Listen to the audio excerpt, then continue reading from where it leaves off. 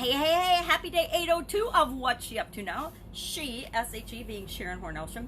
Me, as I transition from the brick and mortar world of real businesses and corporate America to the online world of business. Started doing this, documenting my journey, 802 days ago, 801 days ago. Probably should have started a little sooner than that, but I was, of course, scared to be on video just like everybody else. But as my vision deteriorated and my ability to write and blog and document in the written form or journaling became pretty much impossible and pretty challenging, or more challenging than overcoming my fear of talking on video, I decided I would do a video journal and just a journal of my journey as I make this transition. Now, my original goal was to duplicate my offline success in the online world, and I haven't achieved that yet, so that's why I'm continuing to document and share my journey.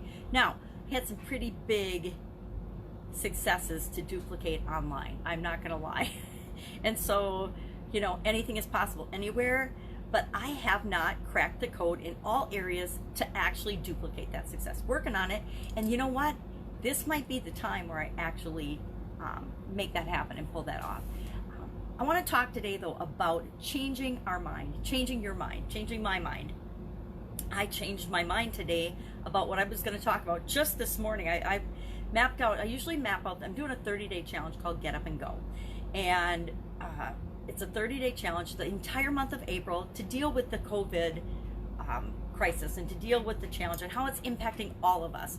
Because no matter what, I haven't met a single person that isn't being impacted by the changes that are going on in our world. And guess what? We are going to all be globally impacted for years to come. This is not a little change that is happening. It's not an individual change that's happening. It's a global pandemic and a global change. So it's impacting all of us.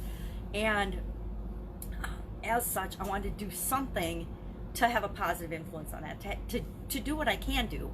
I believe that it's important that each of us do what we can do with what we've got right now. And I wanted to demonstrate that, so I decided, you know, like a day or two before April 1st, when I found out that all of us were going to be basically locked down for another 30 days, what can I do? Well, I can do a challenge that helps people work through how to handle challenges, so that I can ensure that from April 1, day 1 to day 30, every single person that comes in contact with this challenge will be and can be better off if they go through the steps and if they do it too. Well, I decided, I usually map it out the night before, what I'm going to do and what I'm going to talk about. I have, of course, a 30-day plan mapped out, and then if that changes, whenever it's a longer challenge, if it's longer than 5 days, I'm going to change my mind, and I'm going to change the challenge days around based on what's going on and how people are responding. And so today was one of those days where I changed my mind on what I was going to cover, what I was going to do, what the action was going to be, everything. I changed everything about it. This morning, I changed my mind on what it was going to be and came up with and made up a whole new exercise, because it seemed like the right thing and the best thing to do right now, given where we all are. And given the new information that I am personally learning and growing and getting exposed to every single day. And most of it is reminders of things that I might have heard in my last, 50 years, but not paid attention to, but need to be reminded of. And so we're doing the Be Fat exercise today. Not that we want to be fat, but it stands for something that we each need to do and consider to move us forward in any challenge, any situation. Actually, any challenge, good or bad. I mean, challenges, we automatically assume that challenges are bad and they're obstacles and that change is bad. But there's a lot of changes that are awesome for us, right? When you get married, it's usually a good change. Should be a good change, or why are you getting married? If you're in a relationship, it should be a good relationship, or why are you in the relationship? No, I'm divorced, so maybe I'm not the best person to speak on that, but I think you get the gist of what I'm trying to say here. So we need to change our mind, and actually, the absolute only thing any of us ever have control over is our thoughts about something, right? Our mind. And we things are going to happen to all of us every single day. I was participating in another challenge day before yesterday, and we had to talk about something, or I can't remember what it even was now, but I did a quick rundown of, I wanted to calculate how many challenges I think I've faced in my life. And I figured if I only faced one challenge a day, and we all face at least one challenge a day, right? just getting out of bed for a lot of people, me included, is a challenge. Every single day we have to get up out of bed and move. So even if we only face one challenge a day in our entire life, I'm up over 21,000, like 21,925 or something would be where I am personally at. Well, that's a really underestimation, right? Because some challenges are greater than others. Not all challenges are created equally, but not all the challenges that we encounter are bad or negative, right? A lot of the challenges and choices that we make are good, and hopefully we're making more choices for our benefit than for our detriment, right? That's, I guess, my hope for myself, and I hope that's your hope for you as well. So changing our mind, but over the course of all of this, the only thing that we really absolutely positively ever can control is our mind and our reaction to things outside of us, right? We can't control the things outside of us, and we can feel bad, and we can make up excuses, and we can think it's awful and be victims and it's not fair. But thank goodness, I thank goodness a lot that my dad taught my sisters and myself as we were growing up that life isn't fair. And fair is relative, right? It's like beauty. It's in the eye of the beholder. What I think is fair is totally different than what other people, but probably a lot of people think is fair. Fair, like beauty and everything else, is defined by us and our experiences and our past experiences and our beliefs and our feelings and our thoughts and everything. So we have to keep that in mind. And I hate to say this, but I get in lots of arguments. Reality is relative as well, right? Reality, my reality, is different than your reality and everybody else's reality on the planet, because we've all had different experiences. We've all had different, even if 100 people witness the same exact event, every single one of those 100 people will have a different experience with that event. I'm not making this up. Scientists have studied it and everything else. That's why when witnesses see something, every different witness can have an absolutely different version of how an accident happened. The courts love that. Lawyers love that stuff. Lawyers love that human beings see things differently based on their own perception and their own point of view and their own angle and their own experiences.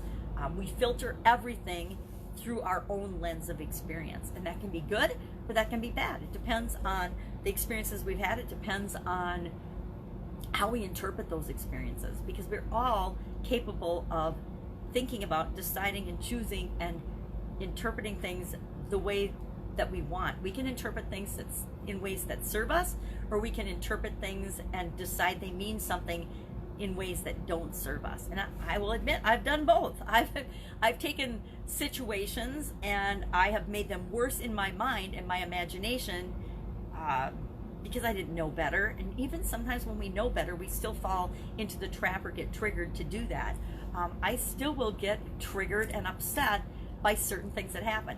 Nobody can trigger me faster and easier than my ex-husband. I don't know why. Probably because he knows me so well.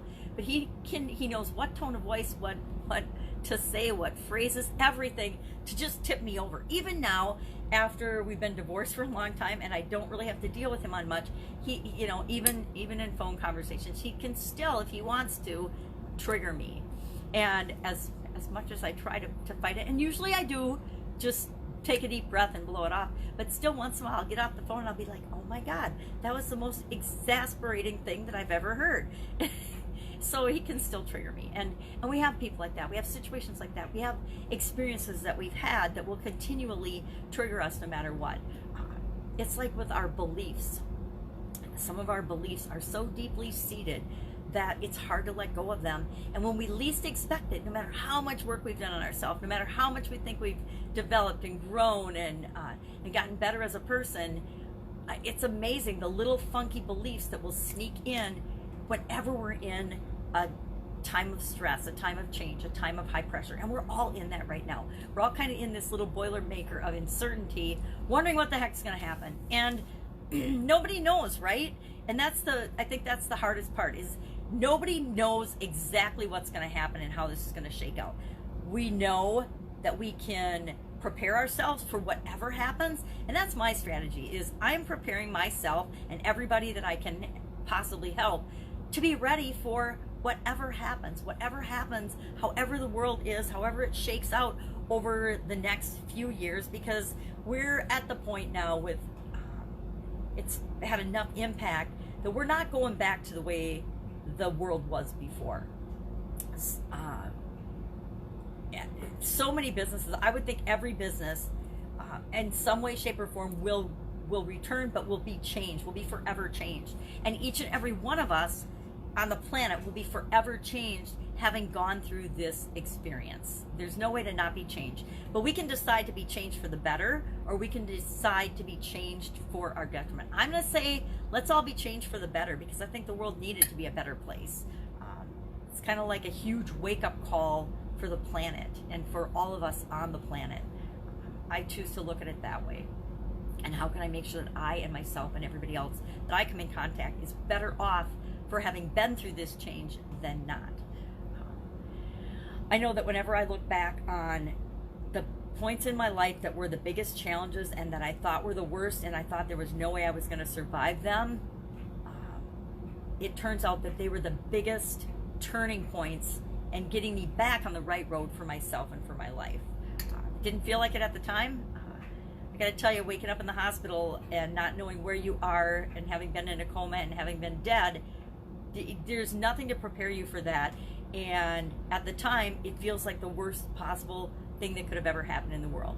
But looking back on it, after you work your way through it and you figure it all out and you move forward, when you look back on those events are the events that changed your life. Those are the things that we remember and that we see that we've transformed and become different than we were before. And those are the pivot points. Those are the points that define our life. And you know, when we do find our final resting time and place, those will be the points, and those will be the things that we take along with us. I'm not even going to get into that, because a whole lot of different philosophies and beliefs about that are mine, and it doesn't matter if you believe them or not.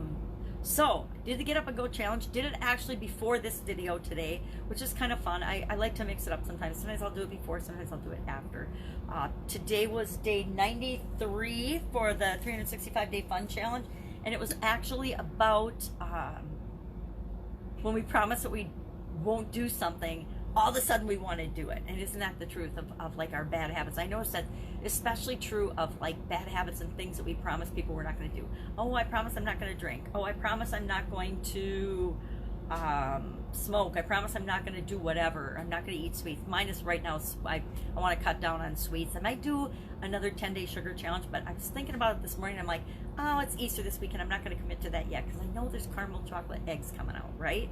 And I know there's some of those in my future.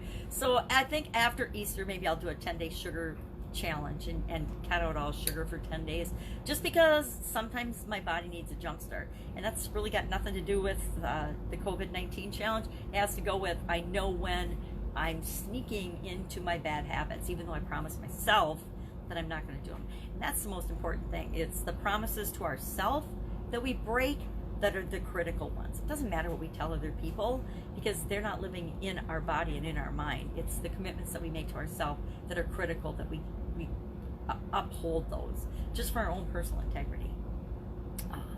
So that's it. That's all I've got today. If you are struggling in any way, I want to invite you to join the Get Up and Go Challenge. It's free. We're not that far into it, and you can always go back and listen to the previous messages and previous lessons. I'm not going to take them down. They're going to be up forever. I don't tend to take my challenges down ever. I put them up, and I put my content out there, and it's out there forever, and there's a lot of it.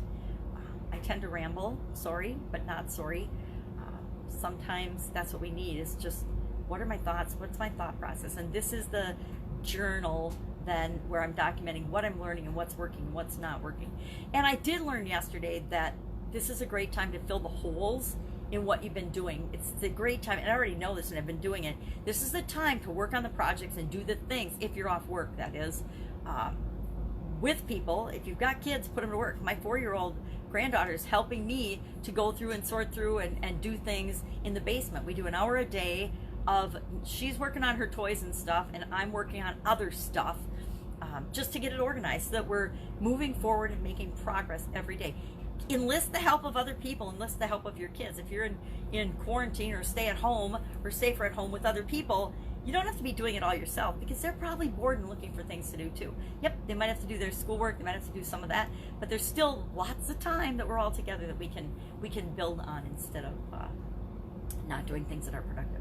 That's it. If I can help you in any way, ask in the comments below. Otherwise, I will be with you tomorrow.